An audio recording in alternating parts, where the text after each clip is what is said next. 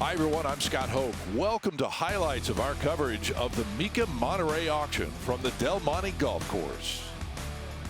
1968 Ferrari 330 GTC, Steve Matchett. Beautiful car, very significant to Ferrari. It is the Colombo engine, the two-cam engine. You can tell that because it has the big cam covers. That black crackle cover indicates that it's a two-cam engine. It's an upgrade from the 250. This is the first time really when Enzo Ferrari finally said, all right, we'll give you something comfortable. You want leather seats, we'll put leather seats in it for you. You want to be able to hear the radio, we'll try and make that work for you too. But it's significant because this is the car that made Ferrari become a luxury car brand as opposed to a company that was selling old race cars. A big money Ferrari here at Mecum Monterey. And look at this 2019. This one is the GT2 RS, Bill and Chris. Yeah, I mean, you want a track attack, you go GT2 RS. I mean, this is essentially a street legal race car with the YSOC package, of course. That's all the lightweight goodies. There's a special wishes program involved in this one too with the interior makeup.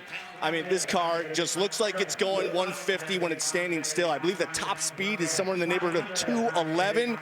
A nutty performance. Good enough, and we're 10 grand away from 15 away from $500,000. Wow. That gives me the chills. That's fun. That car is street legal if the street is the Mulsanne Straight at Le Mans. We welcome to the middle of the block now one of the main attraction cars for us here. And this is the 1973 Dino 246 GTS that was involved in the Cannonball a number of years ago. That's right, Scott, the Cannonball Dash. And the driver, Jack May and Rick Klein drove it from New York to LA in world record time. Only took them 35 hours and 53 minutes. And we've just had a look inside the engine bay and picked up the spark plugs and the spark plug leads. And again, talking to the chief mechanic who was responsible for that car in the Cannonball Run, said the only thing we had to do was change the spark plugs because they fouled because of the car was being followed by the police car, so they had to slow down. Got oil on the plugs as a result. We see the reserve off at $600,000. You restored a 246 GT. Yeah, I've done a GTB. Yeah. Nowhere on the exterior of the car do you see Ferrari, but on the door, on the inside of the driver's side door, Ferrari. Right. Yeah. When Ferrari launched the car, they were so wrapped up with the idea of Ferrari being a V12 engine constructor, they didn't really know what to make of the Dino when they'd made it, and they said, okay, badge it as a Dino, sell it as a Dino. $600,000 for that Dino. Now to the 1967 Custom GTO, aka Twisted, and we'll start at 150. And that is not going to be where we end. Trust me, this car is known all over the country by so many people. Appeared at the SEMA show. Supercharged 427 Dart V8 engine. That is an aftermarket racing engine with a 2.9-liter Whipple supercharger, 4L80 automatic transmission. Everything in the car is non-OEM. Complete rebuild. Look at the plush leather interior. Lowered ride height. Underneath, frame, chassis, smooth, finished, painted. ARP, chassis hardware, all carefully applied and not a scratch underneath the car, trust me. 2-inch headers, 3-inch stainless exhaust, carbon fiber drive shaft. How much do you think that cost? Just breathtaking, really is. Hey! What? It's not 25, but it is 610. 610. 620. Okay. Everybody else can see still what bid. that does. I got 610. 620. 610, 20,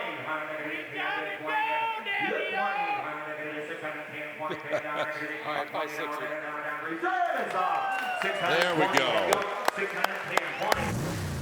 So, okay. Yeah. They are happy about that one. $610,000 for that Twisted GTO. Okay, the very eagerly anticipated by myself, by Chris Jacobs, who is right there with the car, and by many others in this building, a 2024 911 ST. If I'm dreaming, do not wake me. This is, right now, this is the pinnacle of what is available from Porsche. This car was built to be driven on a tour, essentially. That is the T in ST, and they got everything right. The extended range fuel tank, the comfort. I believe this one has the 18-way seats in it. It's just so beautiful to look at. My favorite touch is something that they borrowed from the GT3 RS, which is just behind the front wheel here. This little duct is meant to take the air down the side of the car. This is made out of carbon fiber reinforced plastic, as is much of the body panels on the car as well. It takes its hood from the GT3. It's got the carbon fiber roof is on this car, the lightweight flywheel. So much is done to this car in the performance aspect, not just for speed and agility, but also for comfort in the long range. Right. $615,000. Okay, 2021 Mercedes-Benz AMG GT Black Series P1 edition. Yeah, this is a serious sports car. We know about the engine, the 4-liter, 720 horsepower V8, a serious engine with dry sump lubrication. All the stuff you really want in a high-performance, high-end sports car. And all those little Mercedes logos on that car, those are not decals, that's not vinyl, those are painted on the car. And just kind of think of how many hours went into that. $620,000. Well, Brother Bill Stevens, the 2006 Ford GT Heritage Edition. This is the Heritage paint job. Only 343 of these Heritage cars were produced. The odometer reads 377 miles. 5.4-liter aluminum, supercharged V8 engine, 550 horsepower, 6-speed manual transaxle, a true 200-mile-an-hour high-end sports car. By the way, this one has been autographed by Camillo Pardo. He's the engineer and the designer of this series of the Ford GT. Macintosh stereo, painted brake calipers, and the lightweight BBS wheels. It doesn't have the stripes to make it the fourth option, but I'll take that Heritage paint job as certainly a fitting substitute. Okay, I got 825. Oh, is that enough? It appears to be. 825. Sold 825,000. Okay, we're going to move to 73 911 Carrera RS 2.7 lightweight. Talk about a car that's dual purpose, street and track. You are looking at it, one of only 200 that were produced with this M471 lightweight configuration. Odometer reads 15,900 kilometers, which would be less miles because a kilometer is smaller than a mile. Reduced weight, well, that was achieved by thinner steel for the body panels, thinner glass for the windows, lighter fiberglass bumpers and racing seats, air-cooled engine, 210 horse, 5-speed manual gearbox. I'm rooting for 7 figures, Bill. Oh. Well, I suppose if we had the commission, maybe we could cheat a little bit, but the hammer price is $950,000. $950,000. Well, we move on now to a pretty legendary wing car, guys. 1969 Dodge Daytona Hemi race car. Well, where do we begin on this automobile? Of course, there was a legend in NASCAR, the Dodge Hemi Daytona. 1970, Bobby Isaac won the championship, but this car was the ride for the Hall of Famer Bobby Allison, a true 200-mile-an-hour NASCAR automobile.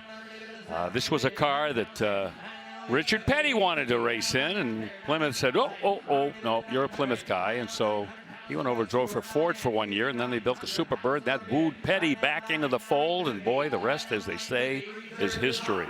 Bobby. Oh, reserves off. Oh, that 1 million. Wait a minute, I'm not done yet.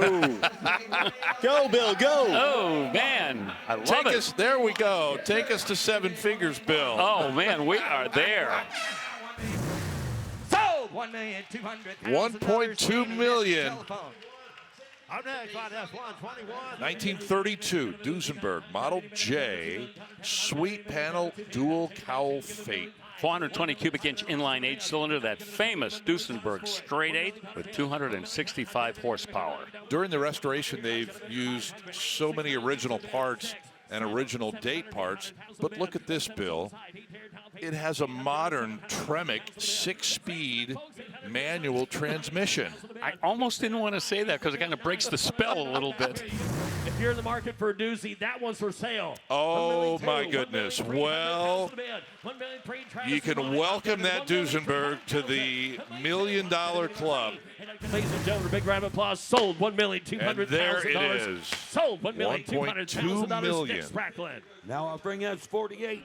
Okay, the current bid at $1.3 million on this 59 300 SL Roadster. Yep, it's the topless version of the Gullwing Coupe here in 1959. They built these between 57 and 63. Interesting that in 57, Mercedes kind of made a gradual transition from the Gullwing Coupe to the Roadster. For a short time, they were building both.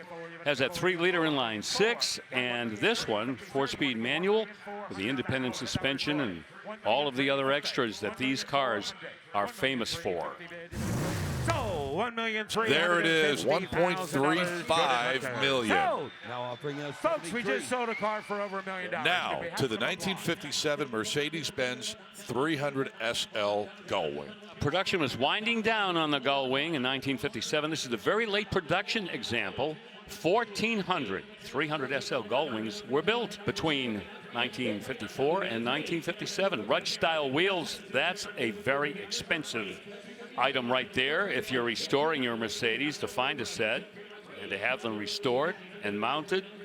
Factory belly pans still in place on the car. And of course, both the cosmetics and mechanicals completely refurbished and restored by Canepa Design. And those unfamiliar with the Gullwing design and asking why, well, there's a very good engineering reason for that. It's because the sill area below the door is full of a lattice work of steel interlaced to each other to give it the strength. So you have to figure out another way to get it into the car. Yep. A conventional door wasn't going to work. It wouldn't work. It wouldn't work. Mechanical fuel injection, that was kind of a pace setter in production cars back in 57. Of course, Chevy was doing its version of fuel injection over here in 1957, but this was a different kind of architecture for the fuel injection in the Mercedes-Benz. I mean, 1.5. Oh, that was a huge windup from Frank Mecum and the $1.5 million bid. $1.5 million to you. The reserve is off at $1.5 million. Lesson be learned if you're going to go hunt bear, shoot with a big bullet, side cut of it on half. Sold $1,500,000. $1.5 million. And we have a new member of the 7-figure club here. Oh, make in room. Monterey, California. Yes, sir. And so we talk about ultra desirable cars, whether they be Porsches, Mercedes-Benz, or in this case, a Lamborghini Miura from 1969, the car that really put Lamborghini on the performance car map. Yes, it did. Several different iterations of the Miura. This one is the P400 S. And this was the first mid-engine, 2-seat supercar ever to be produced. Now, there had been 2-seat mid-engine cars before this, but this particular car, certainly the first supercar with the kind of performance potential it had with that 3.9-liter, 370 horsepower V12 engine. 5-speed manual transmission. Verde Miura is the name of the color on the outside and a blue interior. Pistachio, that's sometimes called. $1,850,000. $100,000. You want in? $1,850,000. So $1,800,000. Super car. Super. And $1.8 million. And that'll do it for this edition of Mecum Accelerated. I'm Scott Hoke. Thanks so much for watching. So long from Monterey.